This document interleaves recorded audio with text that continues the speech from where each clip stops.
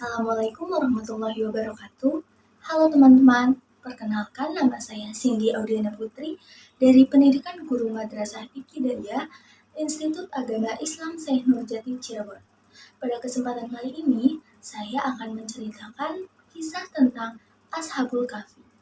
Simak kisahnya. Kisah ini disebutkan dalam Al-Quran surat Al-Kahfi ayat 9 hingga ayat 26. Dalam kisah ini terdapat ujian keimanan dan pembuktian hari kiamat, bahwa sesuatu yang sudah mati akan dihidupkan kembali oleh Allah pada waktu yang ditentukan.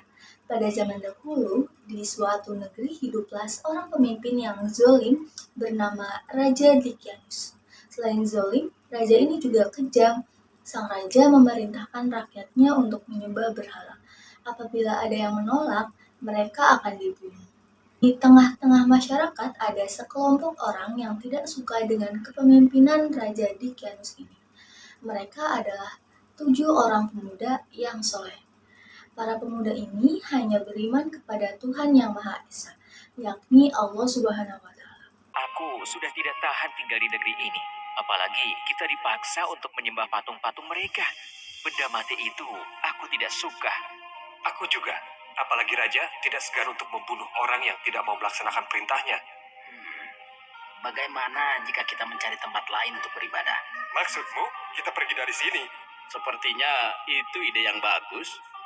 Kami setuju dengan usulmu itu. Bagaimana dengan yang lain? Kami juga setuju. Baiklah kalau begitu. Sebaiknya kita pergi besok pagi-pagi, agar tidak ada orang yang melihat. Siap. Keesokan harinya, ketujuh pemuda soleh meninggalkan negeri mereka dengan bersemangat. Para pemuda ini yakin bahwa keputusan meninggalkan negeri petunjuk dari Allah, agar selamat dari kezaliman raja. Bersama mereka ada seekor anjing yang mengikuti selama perjalanan. Setelah berjalan jauh, sampailah di depan sebuah gua. Gua yang cukup besar dengan dinding yang tampak tua. Sebaiknya kita beristirahat sebentar di gua ini. Kau yakin? Apakah aman di dalam sana? Aku akan masuk ke dalam untuk memeriksanya. Salah satu pemuda itu masuk ke dalam gua. Tak lama kemudian, ia keluar dari pintu gua dengan tersenyum. Kalian semua masuklah ke dalam gua. Satu persatu pemuda masuk ke dalam gua. Ketujuh pemuda itu berdoa agar mendapatkan perlindungan dari Allah, sebagaimana yang disebutkan ayat 10 surat Al-Kahfi. Ya Tuhan, berikanlah rahmat kepada kami dari sisimu dan sempurnakanlah petunjuk yang lurus bagi kami dalam urusan kami. Ketika para pemuda itu beristirahat, Allah menunjukkan kekuasaannya dengan membuat mereka tertidur selama 309 tahun. Seperti yang disebutkan dalam Al-Quran surat Al-Kahfi ayat 25. Dan mereka tinggal dalam gua selama 300 tahun dan ditambah 9 tahun. Pintu gua menghadap ke sebelah utara, sehingga sinar matahari tidak bisa menembus ke dalamnya. Dengan begitu, orang dari luar mengira bahwa gua ini tidak berpenghuni. Sedangkan anjing yang mengikuti mereka membentangkan kedua lengannya di depan pintu gua. Tak terasa 309 tahun telah berlalu. Allah membangunkan ketujuh pemuda soleh ini dengan tubuh utuh seperti sebelum mereka tertidur. Wahai saudaraku, sudah berapa lama kita tertidur? Aku kira sehari atau setengah hari. Aku tidak yakin. Tiba-tiba aku merasa lapar. Tidak adakah makanan yang bisa kita makan? Sabarlah sebentar saudaraku. Aku akan pergi ke pasar membeli beberapa makanan untuk kita semua. Aku akan ikut denganmu.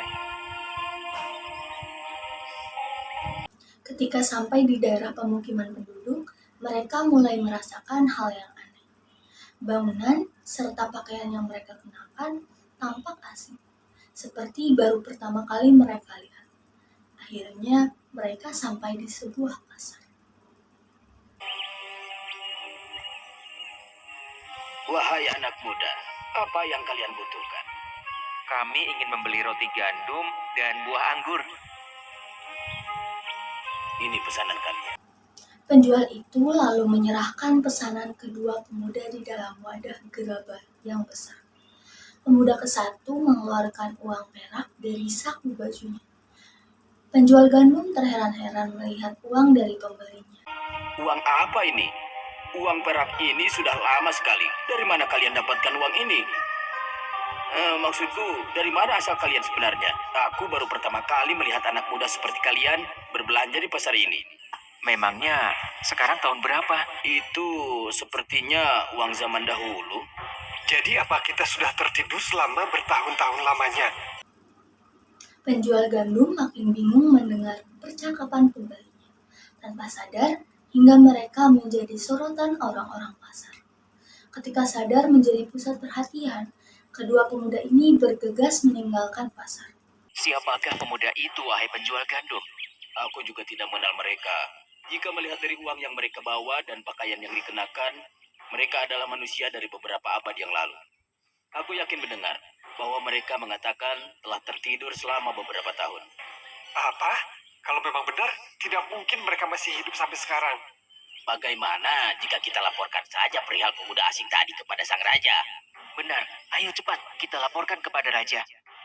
Setelah beberapa abad berlalu, negeri yang dulunya dipimpin oleh raja yang zalim berganti dengan raja yang baru.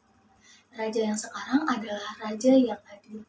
Salah seorang penduduk dan penjual gandum menghadap raja untuk melaporkan kejadian di pasar tadi.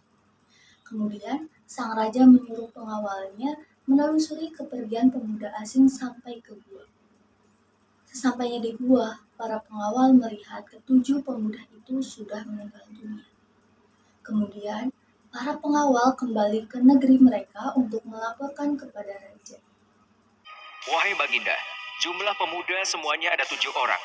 Namun, sesampainya kami di sana, mereka sudah meninggal. Jadi, cerita tentang ketujuh pemuda saleh yang hilang pada masa pemerintahan Raja Dikianus itu sungguhan ada. Bawa aku ke sana, wahai pengawal. Baik, Baginda. Sesampainya di depan gua, tampak seekor anjing besar mati di depan pintu gua.